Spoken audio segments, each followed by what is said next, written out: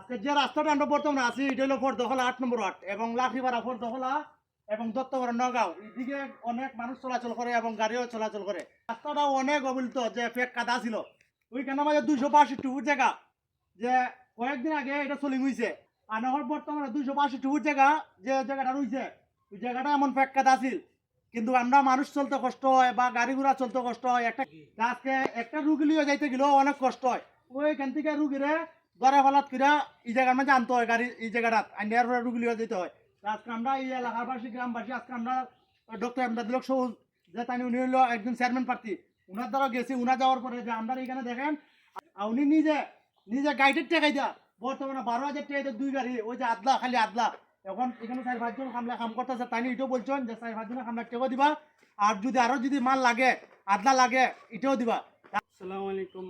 আমাদের এই রাস্তাটা গত অনেক দিন যাবত মানে এত অবস্থা খারাপ, বৃষ্টি হইলেই হাইটে যাওয়া পর্যন্ত যায় না।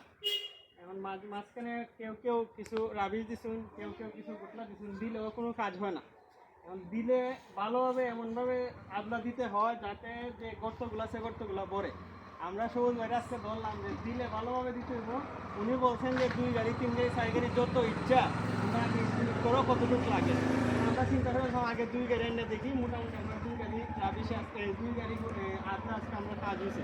এখানেও কিছু বাঙ্গা আছে, সামনে একটা রাস্তা আছে এটাও বাঙ্গা, এখানেও কিছু আমরা ফেলাইছি। আশা করি আমরা এটা হয়ে যাবে, তাই না আবার হয়ে রাখছেন যদি আরও লাগে আমরা আরেক গাড়ি আমরা পাইমো ইনশাল্লাহ। বিসমিল্লাহির রহমানির রহিম।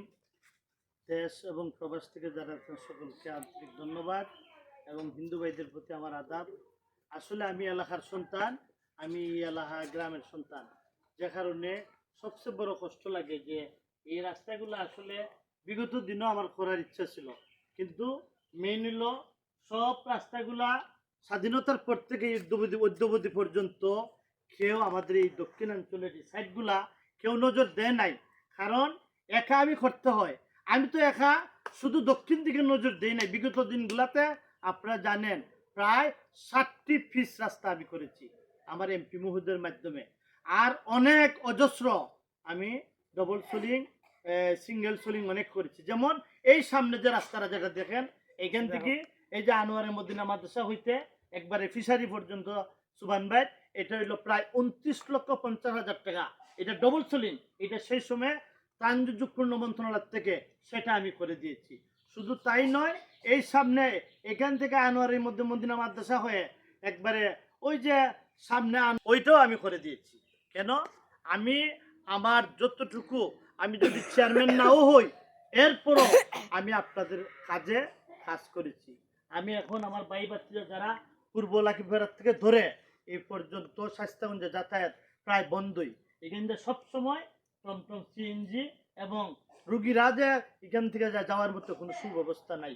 যদিও এখানে কিছু জায়গা হয়েছে, এখন এই জায়গাগুলোর মধ্যে করতে হয় একদম মানে আটক হয়ে রয়েছে। যে কারণে আমি চাই যে আপনারা বিত্তশালী যারা আছেন সবাই আপনারা সহযোগিতা করেন। আমরা সবাই একদিন থাকবো না, কিন্তু আসৎকাতুন জারিয়া এগুলো আমাদের থাকবে। যদি আজকে আমি মারা যাই কালকে আমার এগুলো থাকবে, এগুলোর থেকে আমি সব পাবো, আমি বঞ্চিত হব না। সবাই আপনারা যারা আছেন এগিয়ে আসেন, আমরা মানুষের পাশে দাঁড়াই। আমি বিগত দিনও আপনাদের সাথে ছিলাম, এখনো আছি, বর্তমানে আছি, ভবিষ্যতে ইনশাল্লাহ থাকবো। আমার জন্য দেশ প্রবাস যারা আছেন আমার ভাই পাত্রে বিশেষ করে মাসুক, রিপন, গফুর, আমার সাহেব, আরো যারা আছেন আব্দুল্লাহ ভাই, বরম আলী ভাই সহ সকলকে আমি ধন্যবাদ জানাই। আমি এলাকার সন্তান হিসাবে আরো যদি লাগে আমি আরো দিব।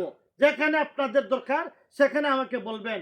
আমি বড় লোক নয়, আমি কোটিপতি নয়, কিন্তু অন্তরটা এবং আত্মাটা আমার অনেক আপনাদের জন্য মনে চাই বিলিয়ে দিতে, সবের জন্য সেই আশা এবং প্রত্যাশা আমি রাখি। দেশ প্রবাসী যারা দেখছেন সকলে আমার জন্য দোয়া করবেন। আগামী উত্তর দিনগুলা যেন ভালোভাবে কাটে এবং সকলকে নিয়ে যেন একসাথে চলতে পারি সেই আশা প্রত্যাশা রেখে আমি আমার বক্তব্য শেষ করলাম। আসসালামু আলাইকুম। আদাব।